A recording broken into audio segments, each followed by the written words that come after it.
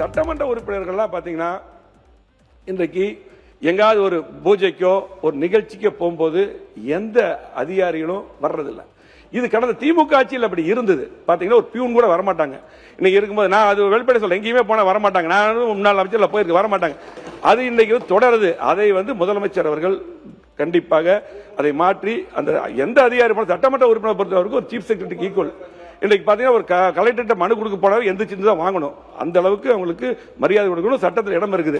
ஆனா எங்கேயுமே பாத்தீங்கன்னா போகும்போது யாருமே அதிகாரிகள் வருவதில்லை. எல்லா சட்டமன்ற உறுப்பினர்கள் தான் பேசுறோம். கண்டிப்பா உங்களுக்கு புதிய சட்டமன்ற உறுப்பினர் நிறைய வந்திருக்காங்க. கண்டிப்பாக திமுக ஆட்சியில் இருந்த நடைமுறையை மாற்றணும். அதே போல பாத்தீங்கன்னா திமுக ஆட்சியில் பாத்தீங்கன்னா எங்களுடைய ஆட்சியில் நல்லா பயணித்த கஜா புயல், வர்தா புயல், நிறைய புயல், கடுமையான மழை வெள்ளம், இதுக்கெல்லாம் சிறப்பா பணியாற்றிய ஒரு ஐஏஎஸ் அதிகாரிகள், போலீஸ் அதிகாரிகள், கீழ்மட்ட அதிகாரிகள் எல்லாம் பாத்தீங்கன்னா 5 வருடமாக கடுமை எல்லாத்தையும் எங்கெங்கயோ எல்லாம் மாத்தி இருந்தாங்க.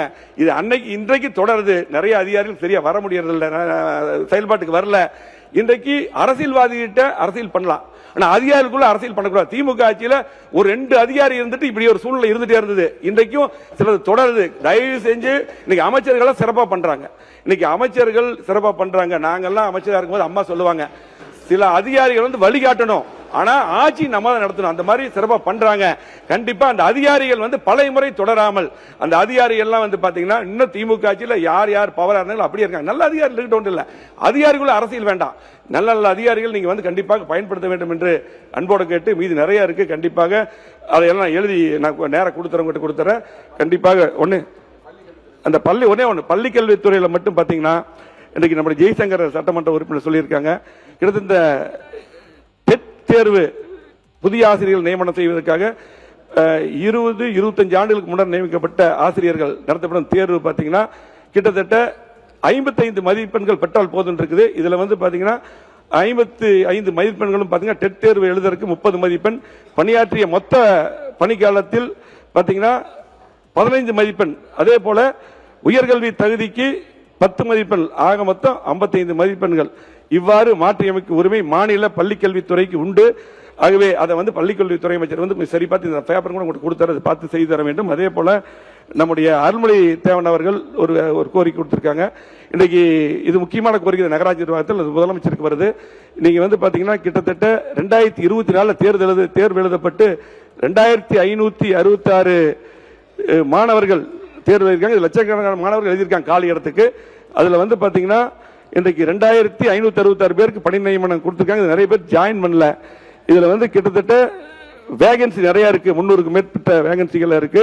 இதெல்லாம் படித்த இளைஞர்கள் அதுக்கும் நீங்க பயன்படுத்திக் கொள்ள வேண்டும் என்று அன்போடு கேட்டுக்கொண்டு, இந்த அரசு நிறைய திட்டங்களை பாத்தீங்கன்னா அம்மா அவர்கள் அறிவித்த திட்டங்கள் எல்லாம் இன்னைக்கு நிறைய திட்டங்களை அறிவிச்சிருக்காங்க. அதே போல இந்த ஒரே ஒரு சொன்ன இந்த 3 லட்சம் வீடு கட்டுறதுக்கு 3 லட்சத்தை 5 லட்சமா உயர்த்தி இன்றைக்கு அறிவிச்சிருக்காங்க. அதுக்கு முதலமைச்சருக்கு வாழ்த்துக்கள், நன்றி தெரிவிச்சிருக்கோம். அது பெரிய விஷயம் தான்.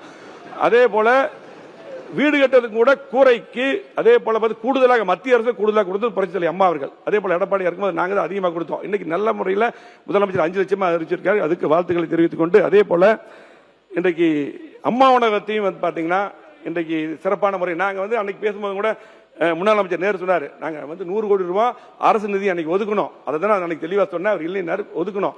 அதே போல இந்த அரசும் அம்மா உணவகத்தை சிறப்பா நீங்க செய்துட்டு இருக்கிறீங்க, தனி கவனம் எடுத்திருக்கிறீங்க. இன்னும் கூடுதலாக 658 உணவகங்கள் நாம ஆரம்பிச்சோம். இன்னைக்கு கொள்கை குறிப்பிலும் கூட குறைவா தான் மென்ஷன் பண்ணியிருக்கீங்க. அந்த உணவகங்கள் மட்டுமல்ல, கொஞ்சம் கூடுதலா அம்மா உணவகம் ஆரம்பிக்கப்பட வேண்டும் என்று அன்போடு கேட்டு, அதே போல இன்றைக்கு நிறைய கடனை பற்றி சொல்லியிருக்கீங்க. இந்த ஆட்சியில வெள்ளை அறிக்கை விட்டுருக்கிறீங்க.